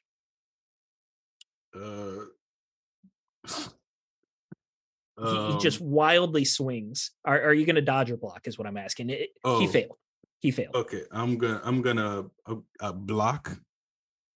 All right, so you put your arms up, and the punch just kind of slides forward against your forearm. You can smell the whiskey on his breath. You can tell he's been drinking all morning. No, understand. I'm not this true. I'd rather we settle this without the violence, because I'm not the person who you think I am. So at this point, he's super angry. So it's going to take a real good convince check to try and get him to calm down. Let's try it. I'm not the person. So we're going to say minus 20% to call it grueling. And I add 2 because I think 4 jacks from that shot when I rolled the 8. You did bank those, didn't you? Yeah, you can use those. So I'm gonna use 2 to get back to the conventional, and that is a 12. That's a 12. Nice. Yes. Well, what did you need with the minus 20? 40. 40. I used 2 jacks to bring it up. Yeah, and back then to the 40. Yep. Awesome. 12. So he's ready to throw another fist. He's like, I don't want to fight you either, but you owe my sister an apology. Well, if it makes you feel any better, I could apologize, sisters. I'm not Trail Dust Nelson. Once again, my name is Obsidian Max. Folks around here call me Sundance. I would apologize, sisters, if that's what you need to end this debacle. But I promise you, I'm not Trail Dust Nelson. So he's up close in your face right now, and he's getting a better look at you, and you can tell that you're kind of making him doubt himself. Like, do I have the wrong guy? This is Trail Dust Nelson. This has to be. Oh, and he's gonna. Hi. All right, you're yellow. We'll settle this another time. And he starts to stagger back away from his table. All right. Since Ignatius left, is there another barkeep? There is. He's not out right now. But there is another guy that works there. Yeah. I give him like a quarter or something, or 10 cents. I'm like, next round's on me. You have a good day now. And I go back to the group. You hear him muttering like 10 cents is enough to buy me off. But he settles it at this point. Like you already hit him. He tried to hit you. He saw that he couldn't do it. And now he's questioning. Maybe he's got the wrong guy. So he'll take the dime and he'll start staggering away. All right. So Ignatius is already headed to the house. You're only a few steps behind him, able to catch up quickly. Are you going to try and fill him in on the way? I was muted. Yeah, no surprise. I'm going to try to fill him in on the way. Yeah, went to see Lori. Felt something was off. Checked the other room. There was this guy. I shot him twice. We have him in custody. You shot a man and you're starting fights. What kind of day are you having? I did not start that fight, Ignatius. obviously that man, it was a case of mistaken identity. He thought I was someone else, and well, I tried to settle it non-violently as much as I could. Whatever you say, Nelson. And he just kind of gives you a like sly little half smile. Not actually believing you're Nelson, but just going with the joke. I just adjust my hat and said, "Oh well." So the two of you are going to reach Ignatius's house much faster than the rest of you. But let's cut back to you. Are there any other questions you'd like to be asking on the way, or are you just trying to get to the house as quickly as possible? He's definitely a much calmer demeanor. He seems broken. Do we just still have a crowd? Sorry. That's okay. There are definitely people on the street, but there's like no crowd following you, but everyone's like giving you looks as you're walking by. I mean, And this man is just like bleeding along the road as you're like helping him limp along. Until we get some privacy, I would hesitate to ask him questions of a particular nature. Me too. So to that end, kind of half marching, half dragging, and getting to Ignatius's as soon as possible. Okay. If it's and I don't know if this works, Baldir, but I feel like Joe's probably seen a few people bleed out, and to that point, is it possible to use first aid to kind of like tourniquet either one of the gunshot wounds and stop some bleeding? Yeah, we can do a narrative success here. Okay. Like I said, I'm just flavoring it that he's shot and bleeding because Sundance Okay. was trying to do non-lethal. So he's Got not it. really in danger right now. Okay. All right. But it would help him walk a little bit faster. Okay, then maybe I'll still do that then. If that's Keep him okay. a little bit more lucid. Absolutely. Let's do it. Cool. So that is a 45 under a 55. All right. So bank your jack there. And you tear off a Okay. few strips of cloth. You wrap them around his thigh. Where he got shot in the torso, you can't do as much for. But especially helping dress the leg is helping him to walk a little bit better. Okay. Awesome. It keeps that muscle a little bit tighter and he can put a little bit more weight on there. And then you guys are able to make it to Ignatius's house. Ignatius has already cleared out his wife and son, and he's standing at the door, ushering you guys in. You go into the foyer and through a living room to a bedroom in the back of the house on the first floor. There's no windows here, and it's just a door with a lock. It's not necessarily a jail. Like if someone really wanted to, they could break out of it, but it's a place for them to stay the night to like cool off. You throw him down onto the cot in this room. There's a dresser nearby with an oil lamp. Sundance is already in here. Ignatius follows you in. All right, so tell me the whole story. Who is this guy? Well, he quite possibly may be the one who enacted the demise of the Bartletts. He just the prisoner just kind of I didn't enact anything. Why don't you tell us your side of this? What's your name? Before I tell you anything, I need assurances. These people, I've seen them do awful things.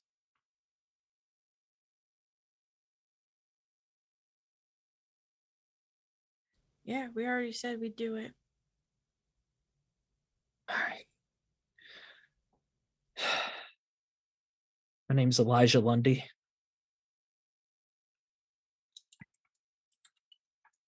I hear voices sometimes. The voices, sometimes they tell me to do not nice things. Sometimes they tell me to do even worse things. One time the voice told me to go west. That's how I ended up here. found work out here. And oh god, they're gonna kill me. They're gonna kill me. Okay, yeah, Who's gonna kill you? Caldwell's. The Caldwells. Why? What else do you know about the Caldwells? They worship something dark. Have you seen it? Do you know what it is? Oh, I've seen it. It's a demon. I mean, I'm no stranger to demons. I tell you, I'm a devil with this thing. Oh, it's worse than anything I've ever done.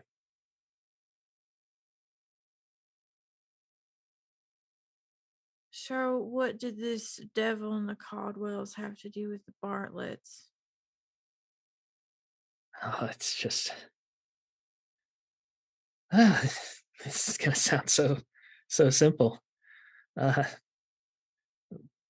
Bartletts took out a loan with the Caldwells.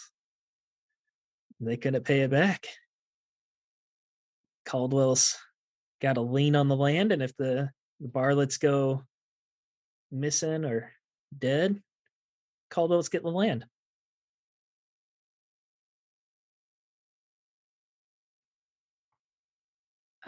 It's so much deeper than that, though. It's so much deeper. It's not just, there's something called these lines, some sort of lines. They crisscross. Ley lines. That's it. Ley lines. They crisscross all through this area, left, right, up, down. This whole area, and it lets some sort of power grow here. What's the name of the demon? Oh, you look that evil in the face, you don't ask its name. I mean, And it sure doesn't take kindly to people who fail. Tell you the truth, now that I think about it, dying may not be enough. It'll find me even when I die, won't it? Yeah, it will. Zeke's a persistent son of a bitch. Zeke? Well, I'm sure he's got another name, but that's what I call him. Can you help me, Father? Can you like forgive me or something? Oh, I can. I certainly can. He kind of lights up a little bit there. What do I got to do? Name it, I'll do it. I mean, you got to tell us where we can find these Caldwells. You can tell us who's in charge. Tell us how many folk they got on their payroll. All that kind of mundane stuff. Ignatius will speak up here. Caldwells. They're old money from out east. They got a ranch just a bit north up here. You passed along the edges of it, I'm pretty sure. If you took the old wagon road, they got over 1,000 acres. They got so much land. They got a buzzard with a bell on it. Buzzard, oh, you like that, don't you? That tells us when dinner's already been eaten. You guys eat people? No. The buzzards are eaten. Yeah.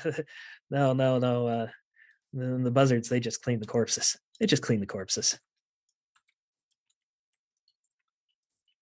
How long you been hearing these voices? Since I was a little kid. Oh yeah, whereabouts? I grew up in Michigan. Michigan, huh? Well, that's a long way from here. Like I said, it told me to go west. Yeah. So he had the mask, right? And that had the symbol on it, right? The mask had the symbol, yes. His face is just, he looks scraggly, nondescript, nothing marking him. Do we still have the mask? Yes, you would have been able to grab the mask I'll and take just kind of hold it up or lay it down in front of him. Who told you how to draw this symbol here? it. That's little Miss Rose. Mrs. Caldwell. She knows how to do all the magicking. Does she now? When you say little, you mean she's a child or? No. She's grown. She's just, yeah. She's a small presence. Well, she wields big magic. She's gotten you wearing this symbol. Yeah, maybe I just got myself in too deep, you know? Yeah. Most What do they say? assuredly. There's nothing you can't come back from, right? Well, they say that. That's true. Can you help me? Yeah, I can. Y'all got any more questions for Mr. Lundy here? Did you do something different with that laudanum? I don't know what you're talking about, laudanum. The vial. The vial that was in the Bartlett house. I've never been to the Bartlett house. I live here in town, So in the outskirts. Who did the job at the Bartletts? I couldn't tell you. I mean, I- it's in your I mean, best I- interest. Maybe I could tell you. It could be Crooked Oscar. Yeah, maybe it was Crooked Oscar. I bet it was. Yeah, he's so much worse than me. It had to have been him. And where's Crooked Oscar? He's at the ranch. You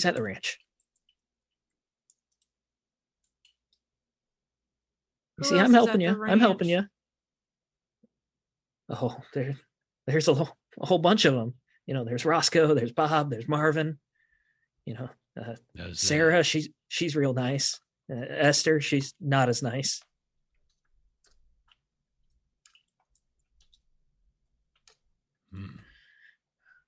I see. They got a lot of land. They got a lot of help. Old money. Oh God, huh? they're gonna already know. They're gonna already know you have me. Oh, it's not them you got to worry about. I know it's not. Yeah. You know, that demon held me for felt like ages. And he killed me every time I hit the ground, and I felt it each time. I imagine he could keep you there for much longer.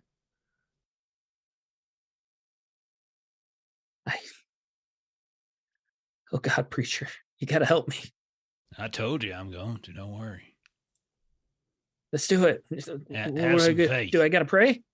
Oh, yeah. Gotta yeah. pray. I can pray. Y'all- I got faith. I got all sorts of faith. Before the father can help you, I have one last question. Did the Caldwells seek out Zeke, or did Zeke seek out the Caldwells? I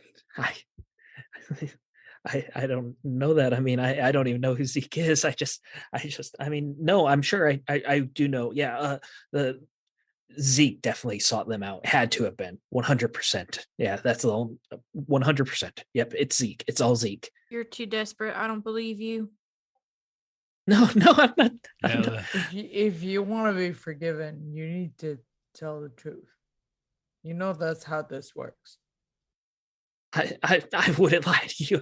I'm telling the truth. You gotta believe me.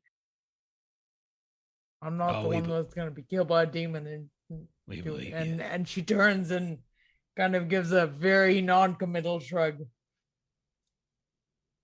Well, I think it's time we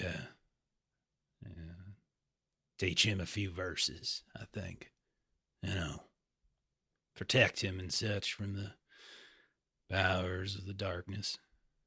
Y'all are welcome to say if you like to learn as well, but otherwise, this type of learning isn't for everybody.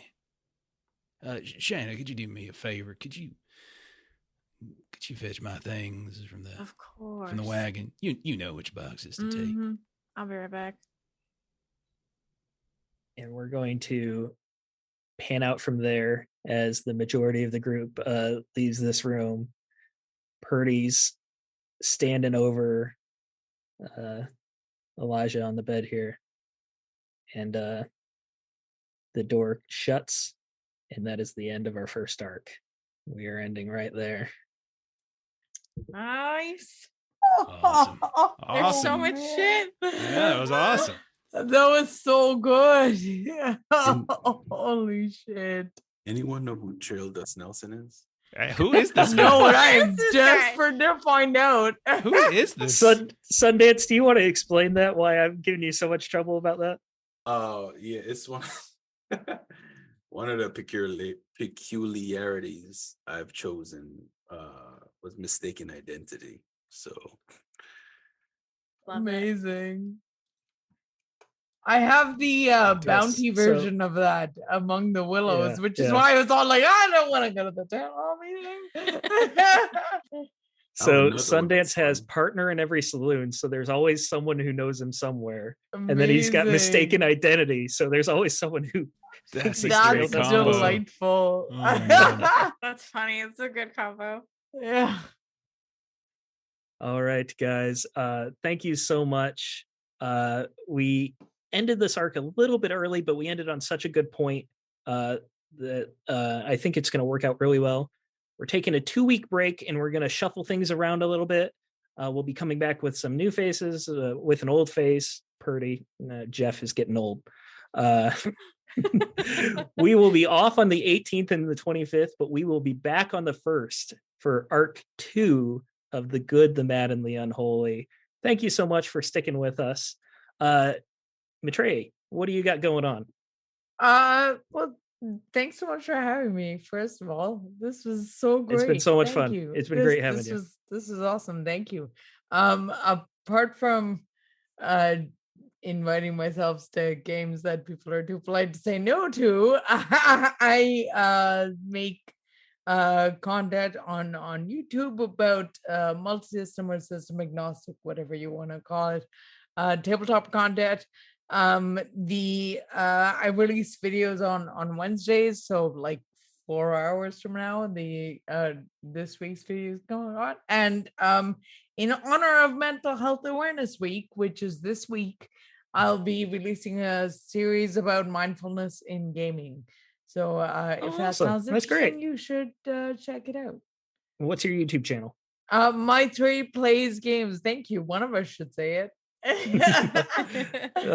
And I've watched a lot of your videos. I love them. You're doing great Oh, work. thanks, man. I'm so jazzed you brought up Popcorn Initiative because that was my last video. Yeah, you were doing Popcorn Initiative, right? I'm the one that sorry, always stuck man. around. I should have asked. No, don't worry about it. Sid, what do you got going on? Well, you can find me on Twitch on the Game 7 channel tomorrow, 7 p.m. Eastern, for Dirty Deeds, our Eberron campaign. And also you can find me on Twitter at _Sundance Sid. Be my friend. Invite me to your games. I have a propensity to say yes to all of them, and then I'm booked out. I have games to play all week, and I'm tired, but it's fun, so it's okay. Invite me to your Well, games. thanks for joining us. Maitreyi said, I know it's late for you guys, so I really appreciate you making the commitment to play with us for this arc. Jeff, what's going on with Lollygaggers? Yeah, man. So this Friday, we're going to be back to Mothership as we've been playing through Gradient Descent. You can catch both Steven and Ashley in that game. Then on Saturday, we're playing over the course of October. We're playing Orbital Blues, which is a different kind of Western. It's a space Western. We just started it up this past Saturday. The first video is up on YouTube. It's up on podcast feed, all that kind of stuff. And then on Monday next week, we'll be back to Deadlands for Savage Worlds. So you can catch that. And and check the YouTube channels. We got all sorts of old games up there and plenty of things, a little bit for everybody. But that's what we got. I feel that felt light. I usually say like 50 things, but I feel like we just ended heart, and yeah, it's crazy. But yeah, The schedule's lightening up. weird. I gotta add some extra games. I'm feeling Yeah, twitchy. yeah.